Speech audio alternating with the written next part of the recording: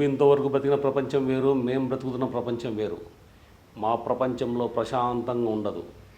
ఎవరు ఎప్పుడు ఎలా ఎందుకు చంపుతారో ఎవ్వరికి తెలియదు. ప్రతి చావుకు ఒక కారణం ఉంటుంది. ఆ కారణం తెలిస్తే నువ్వు నీ ప్రాణాలను గుప్పెట్లో పెట్టుకొని బ్రతుకుతావు. అలా ప్రాణాలని గుప్పెట్లో పెట్టుకొని బ్రతికేవాడు మాకు అవసరం లేదు. నీ ప్రాణాన్ని, నీ వాళ్ళ ప్రాణాన్ని లెక్క చేయను అనుకుంటే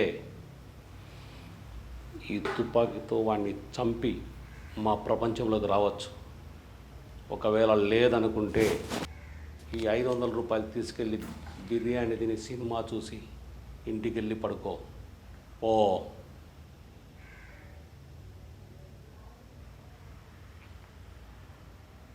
తుపాకీని పట్టుకోవడం సులభం, వదలడమే చాలా కష్టం. ఆఖరిసారి ఆలోచించుకో. దాన్ని పట్టుకున్న తర్వాత నీ జీవితం ముందుగా ఉండదు.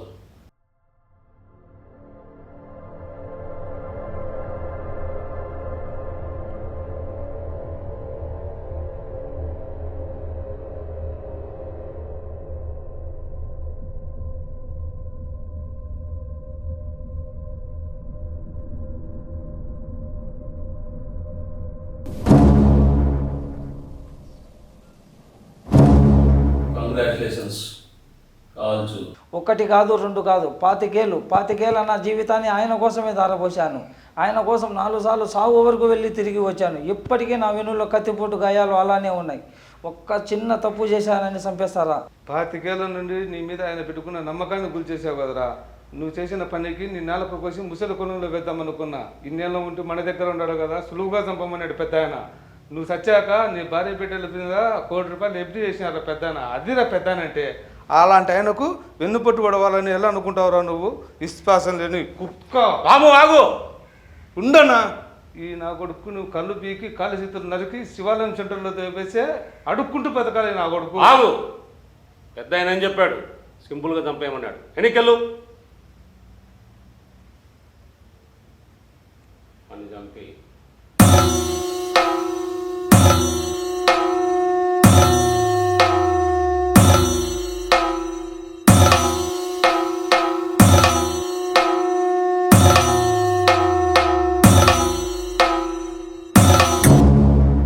సమయం మించిపోలేదు. ఇంటి దగ్గర అమ్మ, తమ్ముడు, చెల్లి ఎదురు చూస్తుంటారు.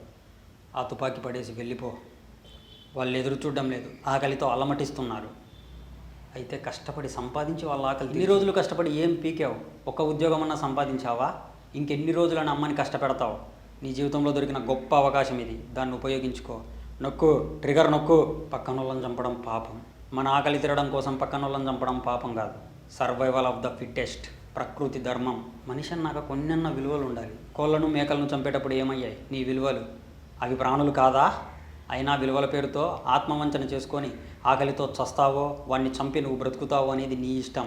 వాడి మాటలు వినొద్దు, చంపొద్దు ప్లీజ్. వాడి మాటలు వింటే నువ్వే చస్తావు. ముందు వాడిని చంపు ప్లీజ్. చంపొద్దు. చంపు చంపు వద్దు. చంపు చంపు చంపు వద్దు. చంపు. కళ్ళు మూసుకొని కాదు, వాడి కళ్ళలోకి సూటిగా చూసి చంపు.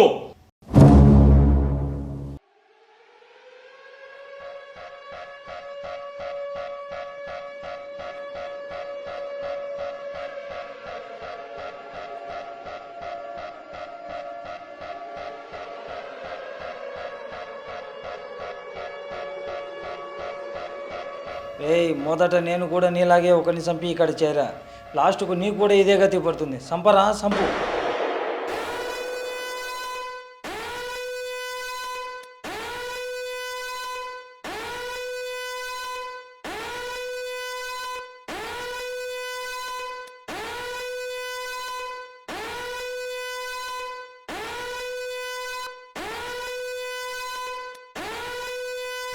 Welcome to the world, my boy.